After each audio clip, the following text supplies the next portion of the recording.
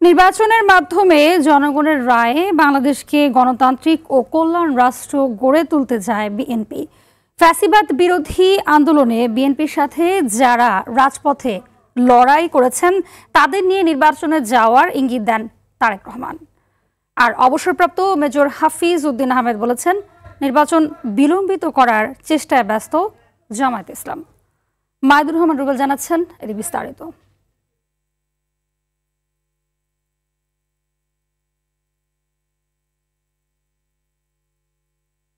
সামনে রেখে বিএনপির যুগপৎ আন্দোলনের মিত্র দলগুলোর শীর্ষ নেতাদের সঙ্গে গুলশানে মতবিনিময় করেছেন দলটির ভারপ্রাপ্ত চেয়ারম্যান তারেক রহমান। মতবিনিময় সভায় 12 দলীয় জোট, সমমনা জোট, এলডিপি ও লেবার পার্টির নেতারা উপস্থিত ছিলেন। এ সময় তারেক রহমান বলেন, দীর্ঘ আন্দোলন সংগ্রামের ধারাবাহিকতায় জুলাই অভ্যুত্থানে পতন হয়েছে ফ্যাসিবাদের। নির্বাচনের মধ্য দিয়ে জনগণের রায় নিয়ে গণতান্ত্রিক ও কল্যাণমুখী রাষ্ট্র গড়তে চায় বিএনপি। এদিকে জাতীয় প্রেস ক্লাবে আরেক অনুষ্ঠানে হাফিজ উদ্দিন আহমেদ বলেন, দেশের মানুষ পিআর পদ্ধতি বোঝে না, বিদ্যমান ব্যবস্থাতেই জাতীয় নির্বাচন হওয়া জরুরি। জনগণ এখনো এইভাবে সচেতন হয় নাই এবং রাজনৈতিক দলগুলো এতখানি পরিপক্কতার পরিচয় এত বছর দিতে পারে নাই যে কেবলমাত্র প্রতীকে ভোট দিলেই আমাদের সমস্যার সমাধান হবে। সুতরাং এটি পরিবর্তনের জন্য আমরা কোনো বিএনপি আমরা কোনো যুক্তিযুক্ত কারণ দেখি না। কিছু কিছু রাজনৈতিক দল তারা ইতিমধ্যেই ধরে নিয়েছে যে নির্বাচনে তাদের জামানত বাজেয়াপ্ত হবে, তাদের পক্ষে নির্বাচিত হওয়া সম্ভব নয়।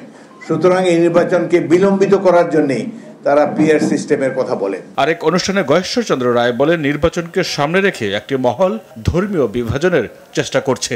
ষড়যন্ত্র দেশে আছে, রাষ্ট্রে আছে, গণতন্ত্র নিয়ে আছে ষড়যন্ত্র।